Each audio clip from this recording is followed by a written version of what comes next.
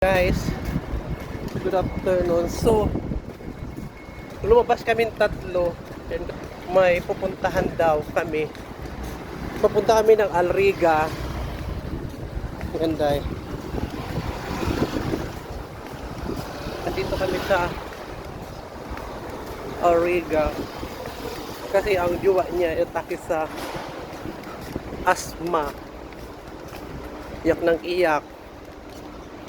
So, kailangan muna i-confirm kung saan. Hindi nala yung ano. Ngayon dahil. Ang init nga.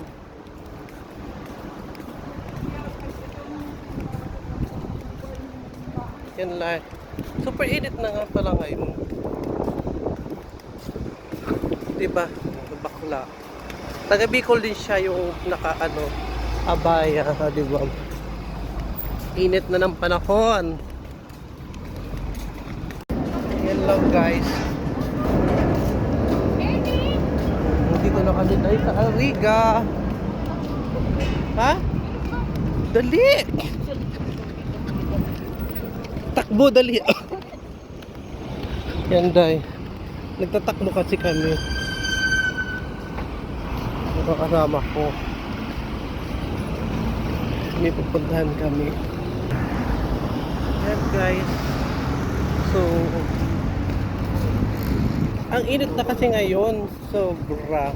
Maraming Pilipino pa rin dito. Nakarating kami sa Alriga na walang oras. Yeah.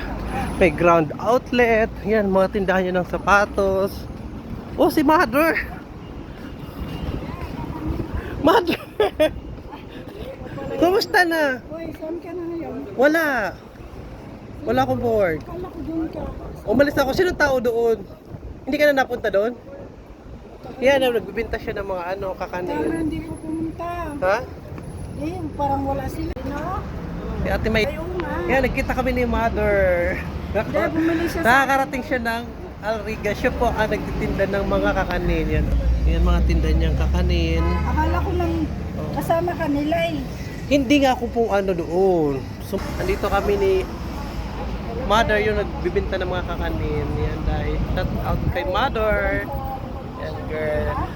Dati nung nag-work ka sa office, siya nagbibinta sa amin. Yan, nagbibinta siya. Oh. Diba? Iniikot-ikot na yung mga paninda niya. Bili na po kayo. Pagkain. Yan. Umiiyak si Bakla. Namatay na kaway. Ano, sa asma.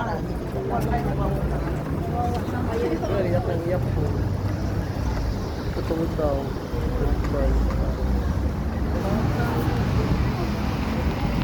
Ano yung mga, baka ano? Yan guys. May tatlo, dahil. Alriga. Paupo. May ganun. Kasi ang ano nila, alas 3 ng hapon. Mahangin ngayon sa panahon. Yan. Dito kami sa Alriga. And pag weekend dito, ang daming tao dito. Ang daming tao dito pag weekend. Parang ano to business center. Business center ito nila. Daming mga ano dito, mga kainan ng Pilipino. Yan tayo. Guys. Kami tatlo nakanganga. Bagas mo sila yung kapira. Yan tayo. Hindi na, Hamrian dito lang. Oo. Wala na yung sa Marias. Ayan. Dinala na yun sa ano doon. Kasi hindi pa patagalin na sa bahay. Ang tabak ko pala yun lang. So, kailangan ko mag-diet.